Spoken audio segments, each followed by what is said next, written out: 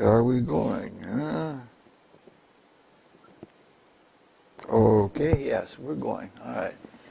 Is that showing up all right there? All right.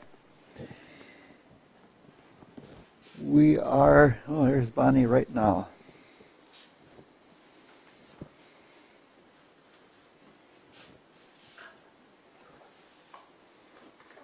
Good evening, Bonnie.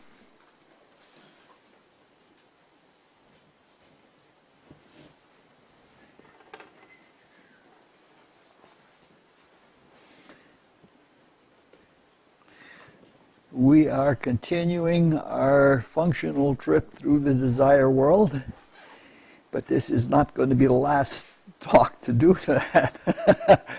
We're going very, very slowly. And we left off last time when we finished impressionability. We finished how forms are produced in the desire world. And going upward, so to speak, the next region is called the region of wishes. And like every other region, it has its own unique qualities. One of the qualities is that there is still some force of repulsion, but it is less than the force of attraction. So things congeal more than they separate, or more than they push other things off. Now, when we talked about impressionability last time, we said that in that region, it's the attraction and repulsion are balanced. And this quality made the region of impressionability ideal for forming impressions. And at the end of the talk, we speculated that this was done by the repulsive force clearing out an area in the desire space at the same time that the force of attraction was drawing together a new form. And that this balance of evacuation and attraction produced a stable form, or as stable as forms can be in the desire world. Some of those forms in the desire world last hundreds of years, depending on how intense it was when they were created and how often they were repeated. Now, I don't know if that's precisely the way that a stable impression is formed, but it's something along that line. And this is something that's really difficult to figure out, because unless you have full-out clairvoyance that you can observe, and you can observe very carefully, if you try to do it by self-observation, like if you can see or if you can call back what happened when you formed an impression about something, that's a very hard thing to do, to be watching at the same time that something is being formed, or even if it's called back, to have a living memory that is changing just as the real object changed. It's hard to call that back. But it's the kind of thing that we need to do, because this is, in a way, spiritual science. It's an extension of science where the instrument is yourself, and by purifying and developing the instrument, you can make more and more careful and precise observations. But at the same time, it is observational.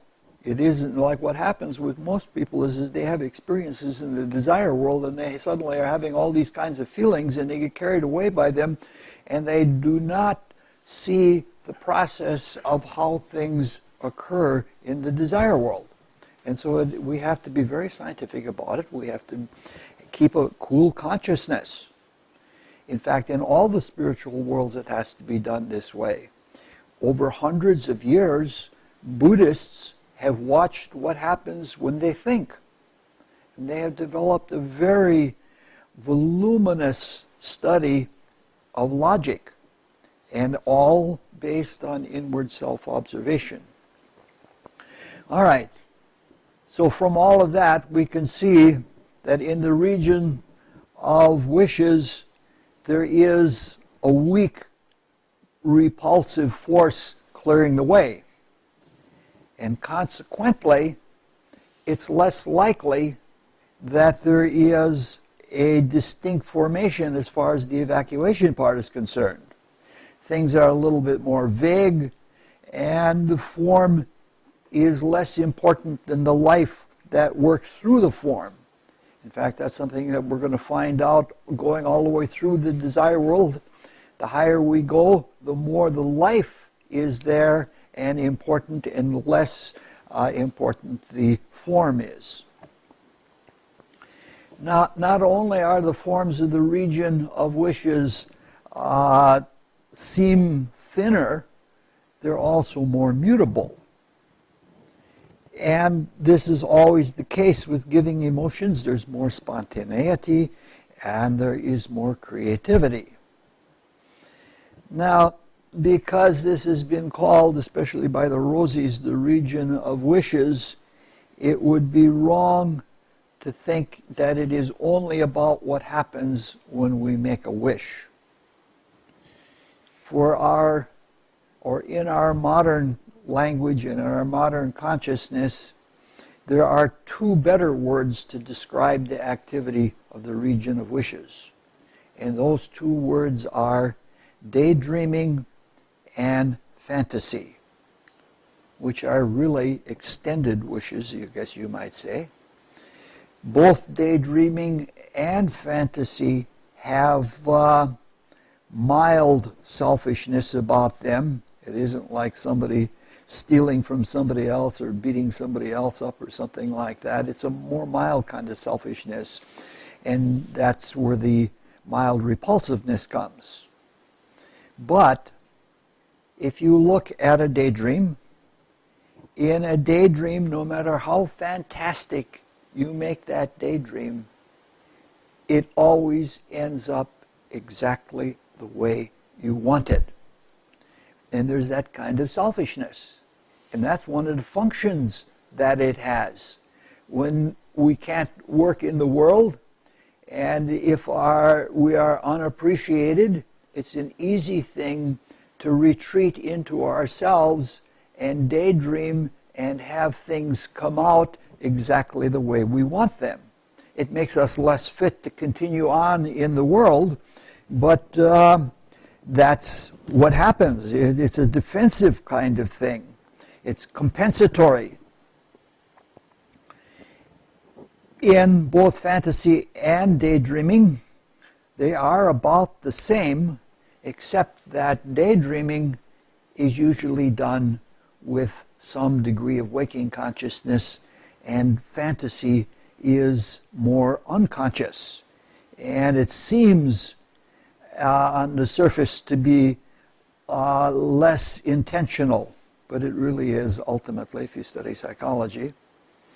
So fantasy is unconscious, and it is also compensatory. It is an attempted compensation for difficulty in meeting the world. In daydreaming, we somehow figure that something miraculous will come out, and that everything will come out the way we want it to. It's less intense than saying, I want it to come out this way, and push everybody else aside and pull it onto yourself.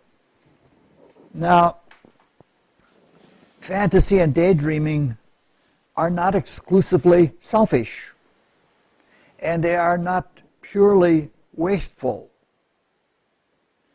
When we're making believe, we can actually plan out various scenarios which might work. So even though we're licking our wounds and say, I could have done this, when we do that, sometimes we actually figure out things that creatively that could work.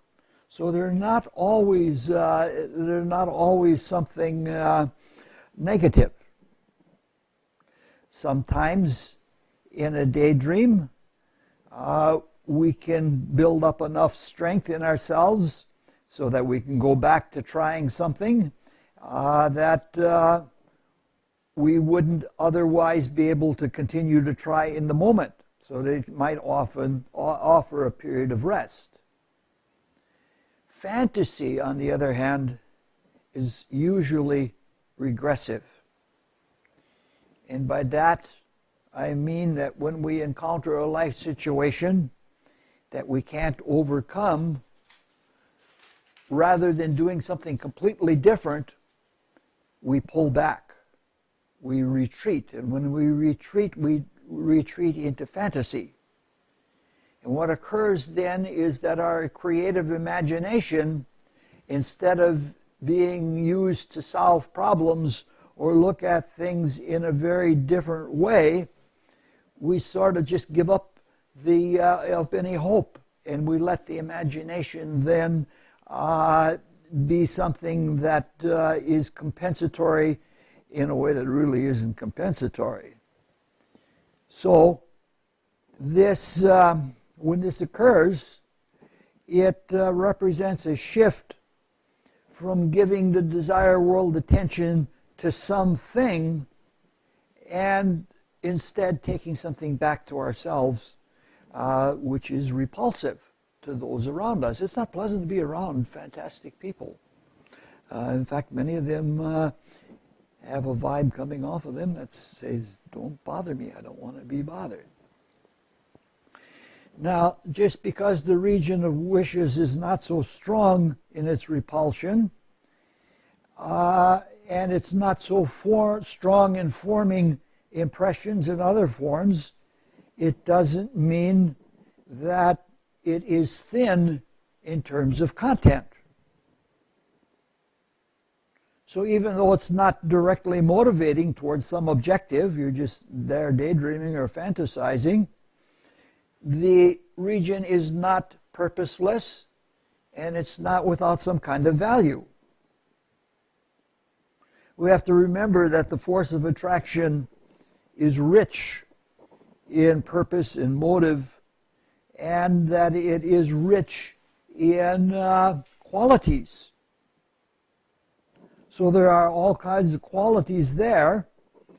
So it isn't that there's nothing happening in this region. So if it is not a direct motive that gives texture and richness and body to this region, what does? And the answer is simple: emotion. Of course, that simple answer begs all sorts of other questions, and it requires clarification. And the most obvious question that comes up is, what is emotion? We'll talk a little bit about that now, and next time we'll talk a lot more. Now, when we began this investigation of the desire world, we looked at some of the other names for the desire world. One of the names was the astral world. Another of the names is the world of the animals, and there are a number of them. Now, the Rosies usually name things according to function. And at this stage of evolution for us, we as human beings, the chief function of the desire world and the desire body is motivation. And motivation is propelled by desire. Now, even though desire is important at this time of evolution, and for us, it won't always be that way for us, and it isn't that way for other beings functioning in the desire world, such as angels or archangels. That's not to say that they're without motivation, but they have other functions. Eventually, in our humanity, as the spirit enters into all of its vehicles more and more thoroughly, and it gets integrated thoroughly into its bodies, the divine purposefulness will be a presence that is with us more constantly. And that will be the reason for doing things instead of motivation. Desire and motivation will still exist, but they will be something like functions that are passed off by the purpose of the true self. So, desire will become more like a lively tool and less like a force in itself. Now, as that comes about, a lot of the other functions of desire in the desire world and in the desire body will come to the fore, because motivation won't be its chief activity. And in that, emotion will probably be chief among those other functions. Emotion is the quality of experience in the desire world. Emotion is the color of creation, and it's the color for the participants in the desire world. Without emotion, the creation would be like black and white and gray, to speak metaphorically. Emotion gives us qualitative value for life. Unfortunately, emotion has a bad reputation. If you are acting and you emote, you are considered a bad actor or a bad actress. And then we often hear phrases like, "Don't be so emotional." And there are a lot of those kinds of things that we hear. There are several reasons or potential reasons for this prejudice about emotions. One of them is because the desire body is the home of the pseudo-self, that personal ego. And that has been purloined to the service of the adversary to a large extent.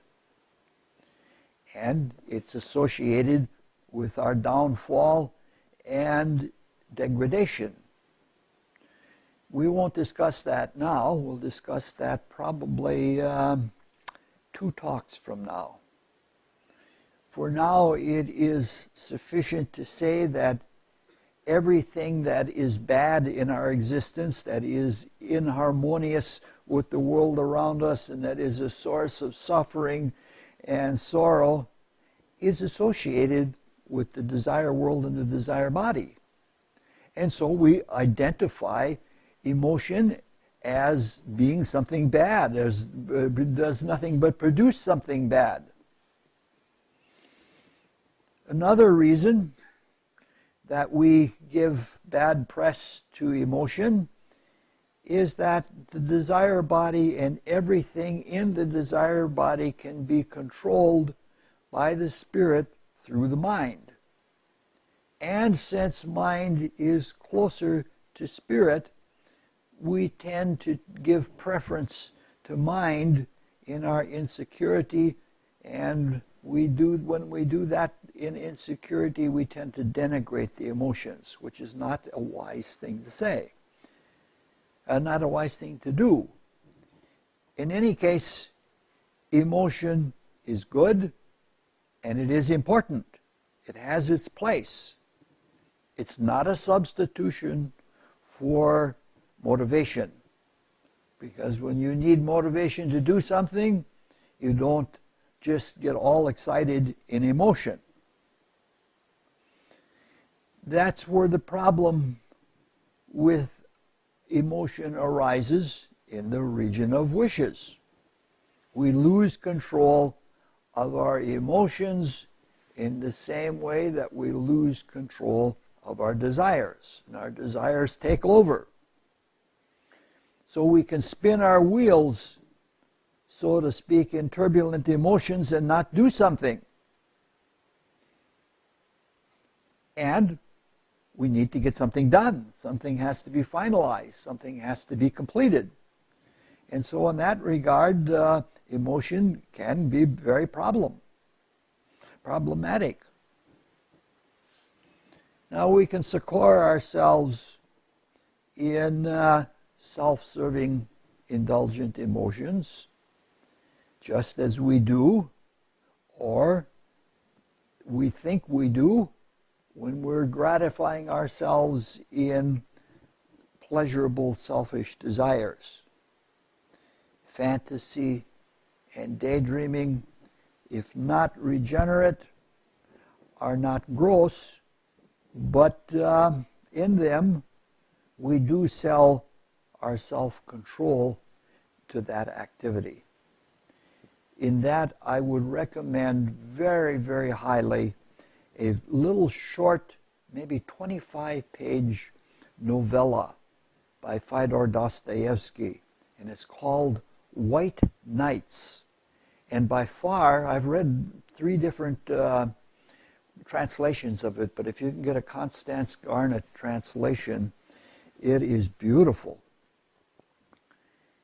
It's a story of a young man who lives in some kind of basement or something like that, and he has sold his soul. And it goes something like this, one of the principal statements in it: alas, Nashtenka, there are some rather queer corners in Petersburg, and the sun that shines into these corners is not like the sun that shines into any other corners of St. Petersburg. It is a different sun. It is a sun in a world that is utterly fantastic and at the same time banal. And he's talking about how he has sold his soul to daydreaming. He had the one line in there that's really, really strong. He says something like, but I'm not so far gone that I don't understand reality. I see people around me that have real lives, and they're alive because they struggle with life. What makes life live is that it fights back, and that this is what keeps us awake. And that's really one of the best summaries of daydreaming and fantasy that I have ever seen is in that little short novella by Dostoevsky that I really love. Constance Garnett. There's a Richard Margashak translation, and there are 1 or 2 others, but the Garnett is certainly the best one. So it's a perfectly good thing to hypothesize, and it's a perfectly good thing to do ifing and to create various scenaria of things that you could do, as long as you act, and that you don't act out of self-indulgence. So this region, we can see, is just like you would expect. It's not really good, and it's not really bad. And that's, what we're talking about regions, we're not talking about something like a room, but we're talking about something more like climates. If you come up from rainforests and you get to the savannah or something like that, you're talking about a different atmosphere, and there are different activities that take place. Except that when you're going from environments to environment or climate to climate, all of them are good, or in nature they don't have selfish, like the equator isn't more selfish than being in the temperate zone. All right, we move up to the next region, which is the central region in the world of desire, the region of feeling. Now, on 2 other occasions, we have addressed this region, but there's always more that can be said, especially with me.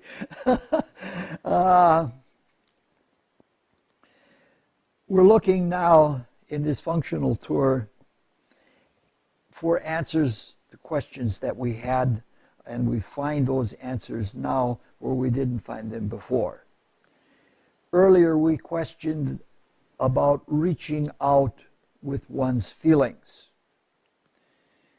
At that time, when we looked at the world of feeling, we said that the real region of feeling was receptive, but not so much projective, but it has to have projection to it. some people consider it completely passive, that all of your feelings are like, they think of them like the senses. The senses they think are passive and not active faculties, when that's not the case. But at any rate, we concluded that it seemed necessary to reach out. And now we can see more clearly how it works, and we get a better feel for the desire world. The reason lies in the fact that the four highest regions of the desire world, there is only the force of attraction. And it is the force of attraction without repulsion. And we have noted previously that the force of attraction is activated by giving oneself without self-interest. So in the region of feeling, there has to be attraction there, but the self-interest has to be or the self-orientation or the subject has to be very, how would you say it, non-personal and more neutral. In the lowest region of the desire world, there's outright selfishness. One projects in order to take. And with that taking or drawing into self, the outward flow becomes repulsive. Here, the subject is unimportant. In the region of feeling, the force of attraction goes out to find out what's there, but it's as neutral as possible so that the incoming flow is a flow of interest. So it's as little personal as possible. Now this is perfectly consistent with the nature of the desire world. Because there is low personal giving to the giving out, because it's more impersonal, what it does, it is more transparent. It isn't colored. And as a consequence, if we return to our image of the color sphere, we said that in the very center of it, it was crystalline, that there was no color at all, or that the amount of color that is there is very, very little.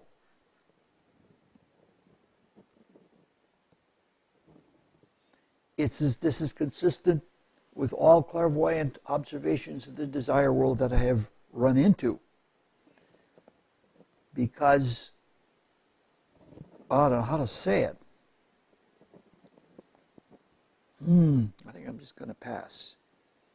So each of the regions of the desire world has a character that's all of its own. And the central region is the character that has the character of being almost characterless. And for that reason, it is the region of interest. And the interest does have some relation to the subject, because not everything interests us. So we can say that it isn't completely clear, but that there's very little veiling in the crystal in the center. Now, this is an impersonal love. It's neither grasping and it isn't motive giving. But when we feel something, then the subject is what activates the forces of attraction or of repulsion. So we might say that feeling then produces reactiveness. This makes for a very, very beautiful objectivity. It's not charged. It's, the feeling of interest is not charged with anything. When you're interested in something, you're interested in it for itself, and not because of it's pleasant or unpleasant or anything of that nature. The impersonality of it is much preferable to having indifference. In indifference, nothing gets done.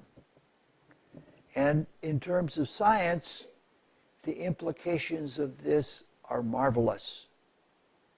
Most science claims it's indifferent, and if it were completely indifferent, it wouldn't find anything, because any stimulus that came in wouldn't register.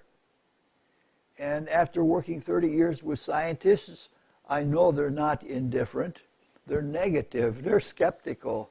There's good in that. They fight it. They have to be overpowered by something before they accept it. How much better it would be if they applied and said, let's believe this as possible, which would attract you to the way of most likely understanding something. Because if you're disinterested or if you're skeptical, you give yourself the worst possible chance to understand something.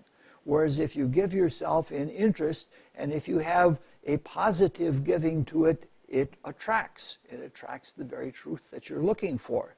That doesn't mean that you believe in such a way that there's ego orientation, saying, I believe it is this way, and like some people believe that their religion is good because it's their religion. It's that kind of a personal quality. And it's not, that's not what I'm talking about. All right. Now, the three highest regions of the desire world from the bottom up are called the region of soul life, the region of soul light, and the region of soul power. And this brings up one of those horrendous language problems which can cause confusion and which must be clarified to understand what is being said.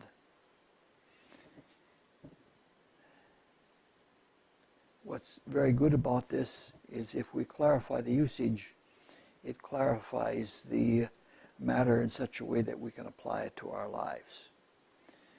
What we're doing is we're talking about the word soul. Soul is a word which has several meanings in our language, and some of those meanings are easily confused with other meanings, so that when a person uses the word soul, like when they're talking about soul life or soul light, it's easy to confuse that with something else. We're going to look at the most common meanings and then try to get to the matter at hand. One use of the word soul is part of the triad of body, soul, and spirit. This is the most vague meaning of the word soul.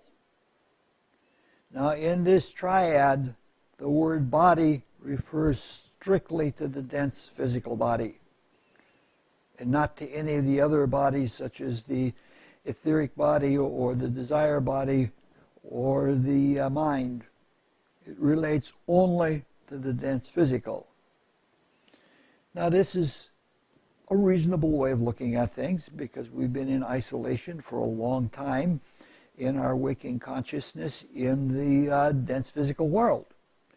And in this dense physical world, the way we have entered it, we have blinded ourselves to simultaneous sight in the higher worlds. And so as a consequence, this is, we think, all there is, this is all there is as a body. We can't blame people for thinking that way. It's honest.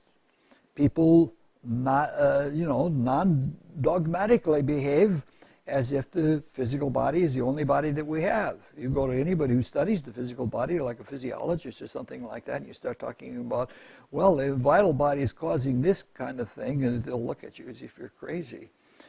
So it's our duty as we understand things to try and clarify and correct this ignorance and to help people, ourselves included, to understand and come to higher states of being instead of just passing judgment on people. Now, in this triad, the spirit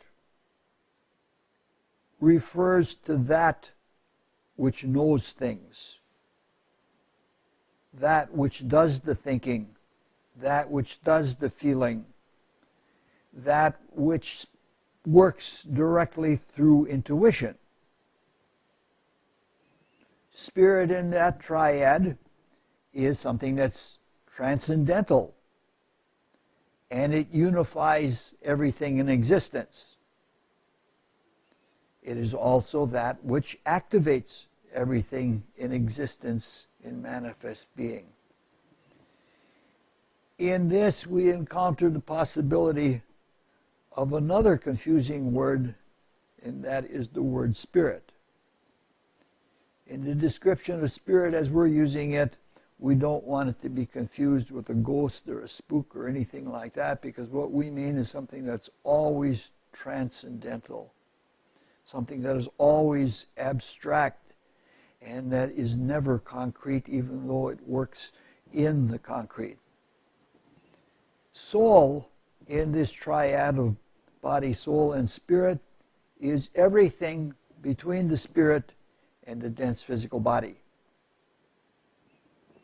You might say it is the linkage of manifestation, but it's a very fluid linkage. For us as students of the mysteries, it includes the etheric vital body, the desire body, and the concrete mind, but taken all as one. This notion of soul, this usage of the word, can be traced back to the likely source of Aristotle. In the light of modern mysticism, as we're studying it, it seems something like a catch-all, and it seems to lack precision. And it's very difficult to focus attention on something that is that much a unification of three discretely different things. Now, looking at it that way is unfair. It may be a little bit sloppy, but we're not talking about an agglomeration or a conglomerate, like we're not talking about like gravel. We're talking about something that is much different. Our judgment is unfair because it's material. And we're looking at things as though they were all made of the stuff of the solids, liquids, and gases. The ethers, the desire body, and the mind are all very fluid. So it's true that the spirit can project the thought through the concrete mind, and that thought can excite a desire and that motivates an action. And this is all done through some kind of a resonance.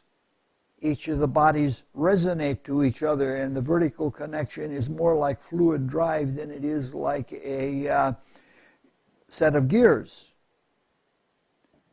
But even though it is that, it gets everything done, and it gets everything done very swiftly. And it's not to be sneered at as being something sloppy. That's materialistic thinking. So it's important that we don't think of things too mechanically and too materialistically.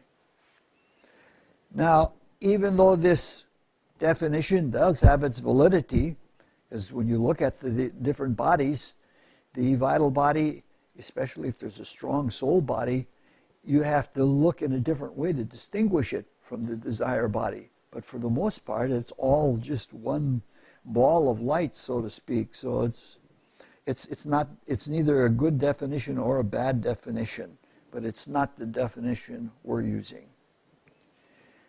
A second major definition of soul means the same thing as an individual focus of spirit.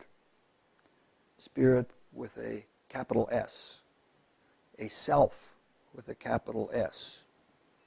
Now this definition we commonly hear when we hear somebody say, he's a good soul, or we hear, she's an old soul. We're not using this definition of soul either, because like the first definition, there is validity to it, and there is important meaning to it, but it's not what we're wanting to ultimately get to. But a little bit of clarity is necessary, and in order to come to that clarity, we have to go into the third definition for a little bit and then come back to the second definition to show how what is meant by that usage. The third definition, which is the definition that we're using when we're talking about soul life, soul light, and soul power, is something like the following. Soul is the essence of experience in matter spiritualized. Soul is the essence of experience in matter spiritualized. In terms of process, the whole evolutionary creation is a matter of spiritualizing matter. Said another way, the various grades of matter or varieties of matter are various degrees of congealed and objectified ignorance. And by that, it is meant that the spirit, the creator, which is the knowing and the known, seeks new experience. And in the absolute, there's absolute potential. There's infinite potential. When the spirit has the urge to create and the urge to know,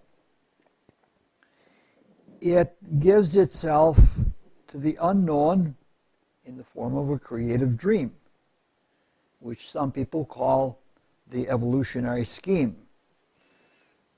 or whatever one wishes to call it. I've run into a lot of different things. In its character, it's like an artist saying, could it be like this? It's exactly what a painter does when a painter creates. Doesn't know what it's going to be like. He has an idea what it's going to be like, and in the struggle of trying to manifest it, things change.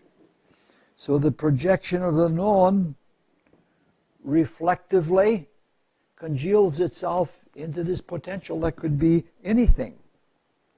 And when it does so, the unknown responds to that which is projected.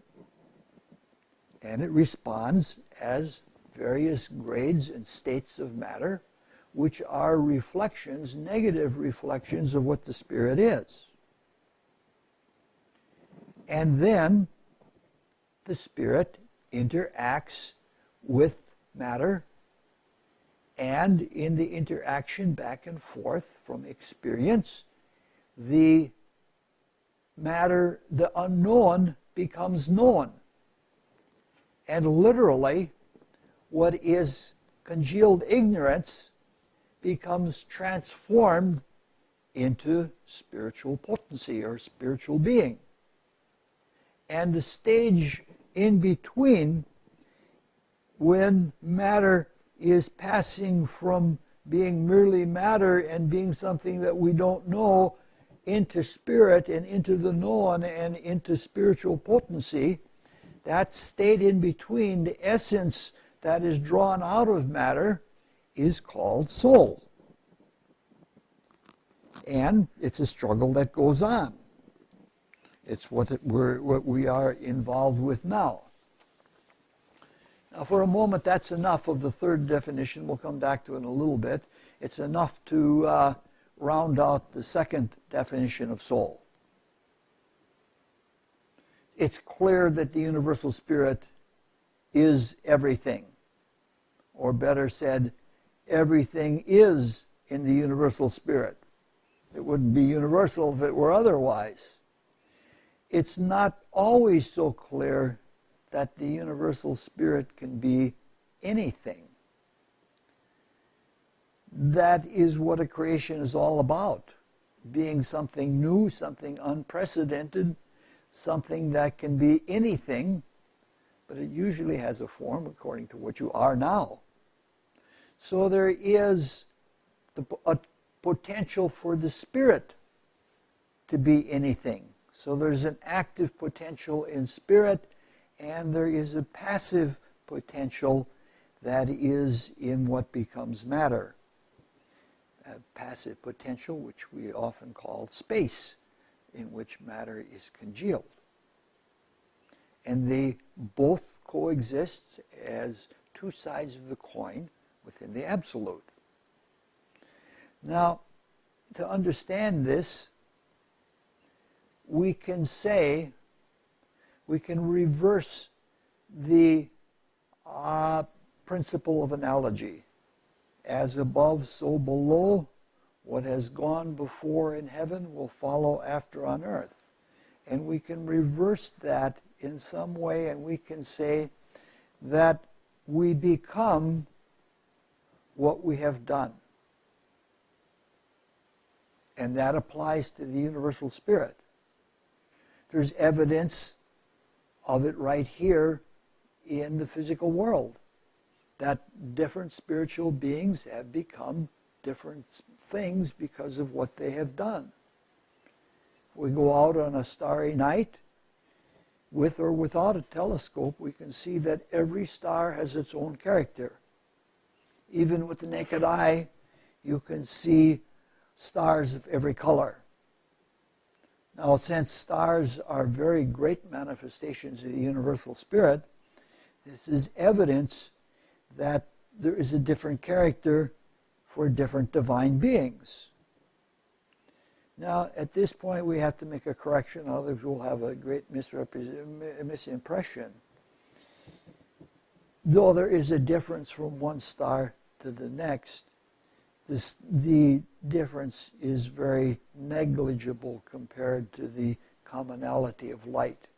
All of the stars are primarily light, even though there is a slight tinge of one color or another. And this is what happens if we experience the life spirit.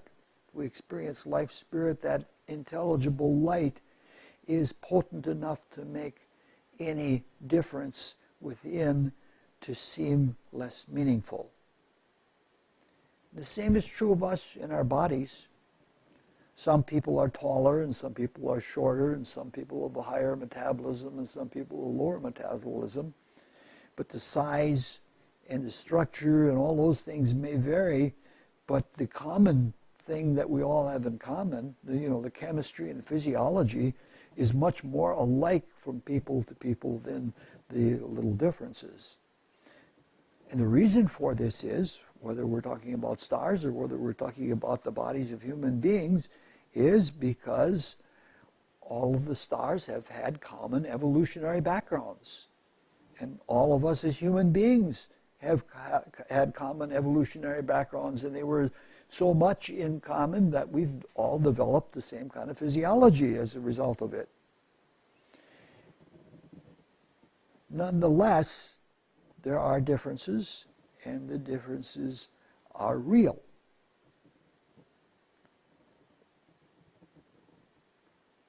Some people do one thing, some people do another thing. Some people are psychologically oriented, some people are philosophically oriented, and other people are adventurers and things like that. So when we say that somebody is a kind soul or somebody is an adventurous soul, what we really mean is that the spirit has that little tinge of flavor according to what it has done. And that little tinge of flavor is the result from what it has done as soul material that has been taken into the spirit. So when we say that he's a kind soul, we're really saying he's a kind spirit, but the character of that kind spirit has the quality of the soul of what the person has done. So it's a pretty obvious thing. So the second usage of the word soul has some validity, but it is somewhat indirect, and it's not the usage that is used in soul life, soul light, and soul power. This brings us back for a little bit more thorough look into soul and the way we're looking at it. Now, in trying to define this third usage of the word soul, we can say that soul is the essence of experience in the process of the spiritualization of matter, with matter itself eventually becoming part of that essence. Meaning to say that it isn't that we get the essence of a cedar tree by having grown cedar trees and harvested them and working with the wood or whatever, and that the cedar tree remains the same because it has been influenced by our experience, and the matter of cedar trees is different as a consequence. Now we're talking about something that takes place over millions and hundreds of millions of years, so this is not something that all of a sudden in a flash that everything's going to change.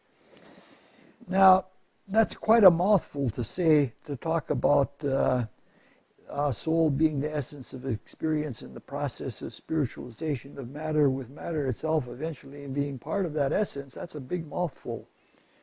And there are a lot of words in there like essence and such that are not really always clear. It may be an adequate verbal definition, but it may not be satisfying in terms of our experience. So we have to bring it a little closer to what we know and what we encounter in our lives. So as far as we've gone in our study of mystic cosmography, as we're trying to understand it, we're trying to find it in our own experience, we have studied two worlds, two states of being. We have looked at the physical world, and we've looked at the desire world. Furthermore, we have seen that there's a major subdivision in the physical world into the chemical subdivision and the etheric subdivision. Now, these realms are material realms in that they are composed of stuff or matter, desire matter or etheric matter or chemical matter.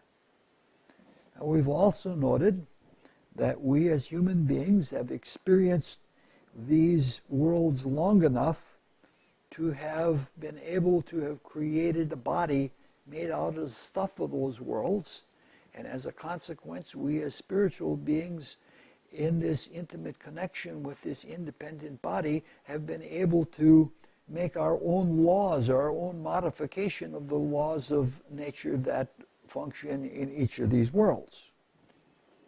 Like a lot of the things in our body utilize laws of nature. Gas, for example, under pressure being dissolved and things like that. So a good example of that, of what we've used. But we've modified a lot of them for our own use.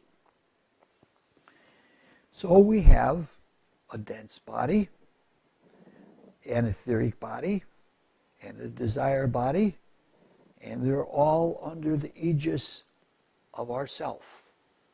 Through the mind, we are focused in these vehicles and work through them.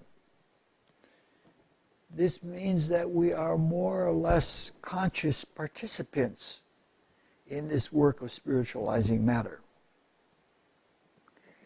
If it's true that we are participating through our bodies in this process, we would expect that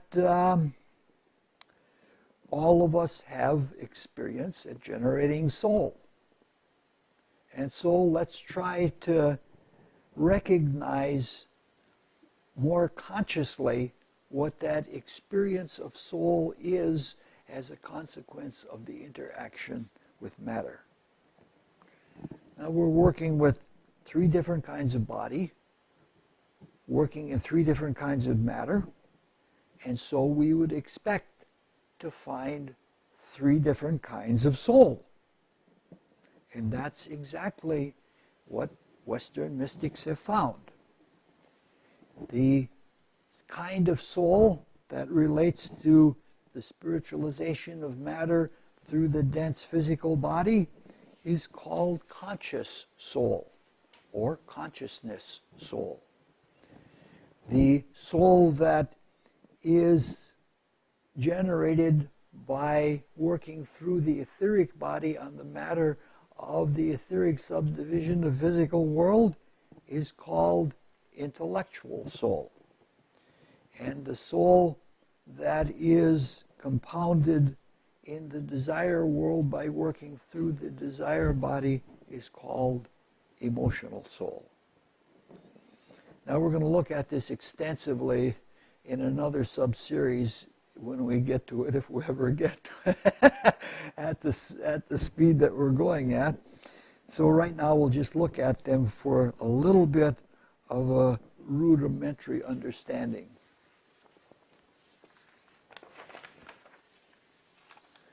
Conscious soul is called conscious soul because it corresponds to the degree of waking self-consciousness we have. At this time in evolution,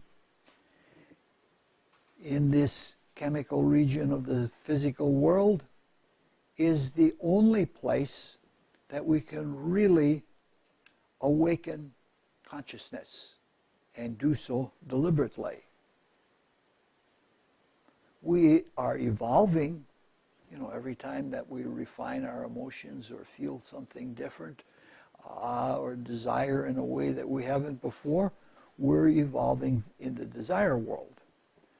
But for the most part, we're not really wakingly self-conscious in them. We can make a certain kind of desire occur if we want to, but that's not the same thing as being awake in our body, in our desire body, as we are awake in our dense physical body. This means that the fundamental waking consciousness is here in the physical. The fundamental consciousness of all consciousness for us right now is here. We are awake here, and we can prove to ourselves that we are awake here. However, there are degrees of waking consciousness, and our waking consciousness may not be very much at all. It happens to us all the time. We say, oh my goodness, that's been there all the time, and I've never been conscious of it. Big things we find like that. So for the most part, we're slow in waking up, and we often require blows, physical blows, to wake up. Eventually, through interactions with this world over many rebirths, we interact with and we spiritualize matter, and we do so with greater skill and greater efficiency. Now, a lot of the work is done semi-consciously. Done semi-consciously through our physical bodies in activities like digestion and absorption and assimilation and such like that. Even there, we have to learn by blows. You eat the wrong stuff, you get indigestion, and that's a very waking experience. You don't sleep at night because of the indigestion. You're trying to, the spirit is trying to overpower something that's pretty hard to do. The amount of consciousness or the amount of conscious soul that one has compounded is shown in one's ability to deal with material stuff. There are local factors from rebirth to rebirth, but in general, the body is a representation of our creative skill, of our creative ability to compound soul material out of the physical. Another way is what we can do actively with matter itself. Some people have more ability of working with matter than others. Jerry works with metals. Tim works with chemicals. Bob, who isn't here tonight, I'll have to write him on that, used to work with light. He was a photographer. And then we have our friend Rod, who is so adept at materials that he creates new materials that have properties, and he has the intuition, he has that conscious soul that he can make a new substance and know what that substance is going to be like and what it can do. Intellectual soul is has that name because it feeds the life spirit. And it is the essence of experience and transformation of the ethers. The Greek mystery schools, especially the Orphics, called the life spirit the intellect. So intellectual soul has nothing to do with how good we are with our mind or anything like that. It has to do with our ability to work in the ethers and to draw the essence of etheric matter out of it and bring it into knowing, waking consciousness in the life spirit. This is something that we see in how well people can build their vital bodies. But it's also found in other places, like in Luther Burbank, for example, being able to understand how life works. Magnetic healers are another good example, because they're capable of drawing off one kind of ether and injecting a pure positive shot of another kind of ether that's more healthful. That's the perfect example because it utilizes polarity. The polarity to pull something off and the polarity to project something in. When we looked at the ethers, we said that all of the ethers have a polarity about them. And that polarity carries into the life spirit. And it carries into the life spirit and the meeting of opposites, sympathy and antipathy. You might say that the understanding of developed through the ethers is either pro-life or anti-life. Or I would probably, in a language that the life spirit likes, it is either pro-life or, how would they say, pro-not-life, as the Buddhists would put it.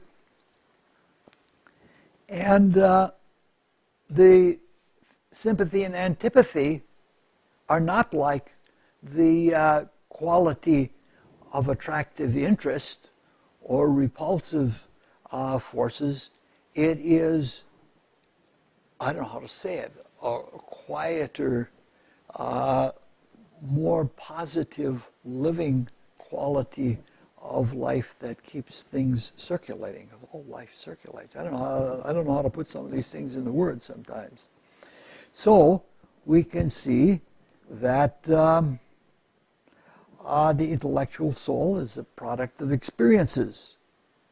One of the strong points of the ethers is that a history of working with sympathy and antipathy has a flowing, rhythmic kind of quality to it. Emotional soul is what most people think of when they think of the word soul and think of nothing else. We are all, to some extent, at the mercy of our desires, and we all regret many actions, and we rue a lot of things we've done or haven't done. And so it isn't surprising that people who have learned sorrows from misdesiring things would think that that's what soul is, and it is, but it's only emotional soul, and the other things, it's not in the common vocabulary. So emotional soul is a knowing or an appreciation of the consequences of emotion and desire, and the ability to create emotion in emotion and desire. Like painters can actually produce an atmosphere to give you a certain distinct feeling of one kind or another, and that is a consequence of emotional soul. So, this is all very, very brief, but it brings us to absorption and assimilation of soul material. And that's very hard to describe, though all of us have experienced it. Absorption and assimilation take place by the spirit focusing through the mind in a kind of rethinking that takes the essences of experiences and sees them into the spirit, into the principles, including the principle of light, of life, as a conscious act.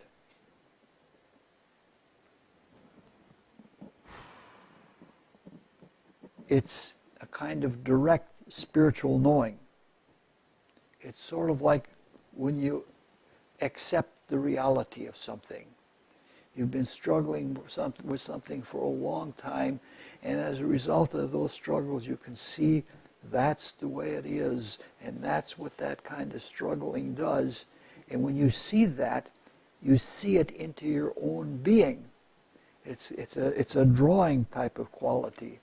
It's mildly similar to seeing a pool ball into the pocket, something like that. Absorption and assimilation take place at various times and to various degrees. Anytime we contemplate our life and say, that's what that was, it becomes part of us. Especially if we do something like a retrospection exercise where we re-feel at the same time that we're rethinking, that we draw it into ourselves. And then, in between lives, we draw all of the essence of all of our experiences out of all of our bodies back into the spirit so that we come back the next life with a greater spiritual potency. And even greater absorption and assimilation takes place in the cosmic nights between the great creative days. And ultimately, at the end of the creative manifestation, all of the beings will have transformed all of matter into spirit, and all of it is absorbed into the spirit, and every being that partakes in the creative activity of the spirit has been potentized by all of the experiences of its own and those shared with others, which is a complete and thorough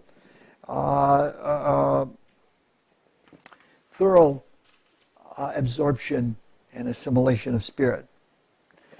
Now, this brings us to where we want to be. We're still trying to get at soul life, soul light, and soul power. Takes us a long time to get there. Since the absorption and assimilation is not complete, some of the soul matter stays with us.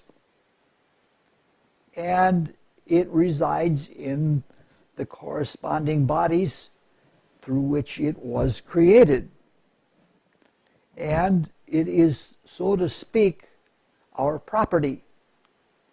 We have a responsibility that there are so many molds of matter that are ours to work with, and if we spiritualize them, they stay with us.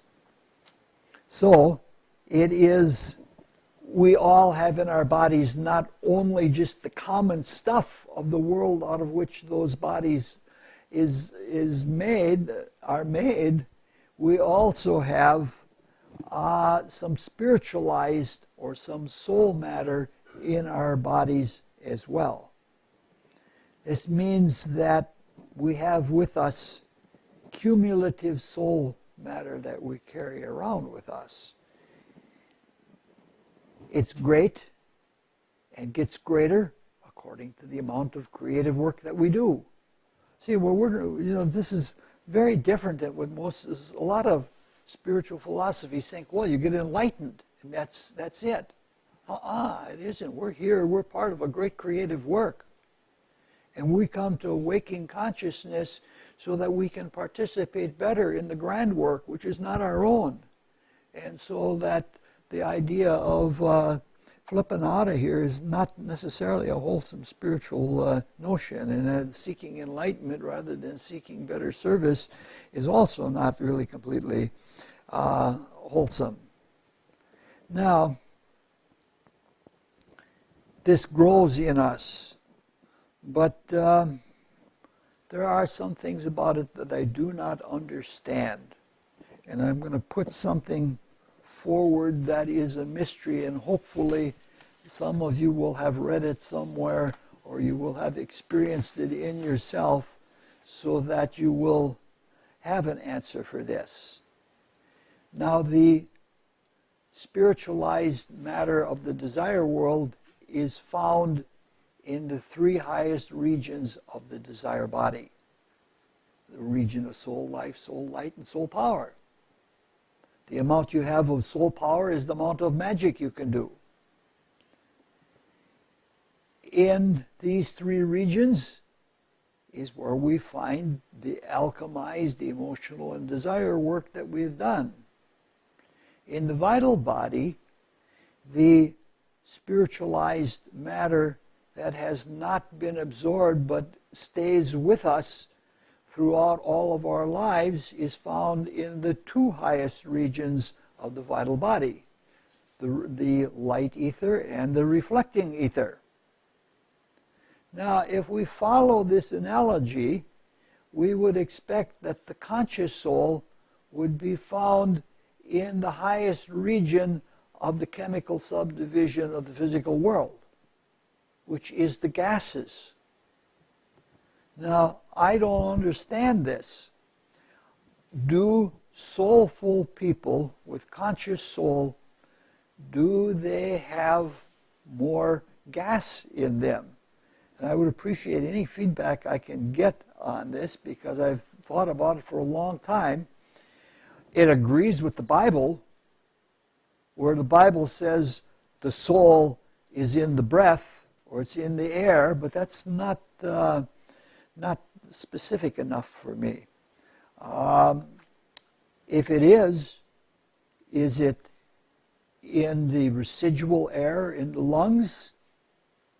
And that if you get the wind knocked out of you, do you lose momentarily your conscious soul? I don't know that.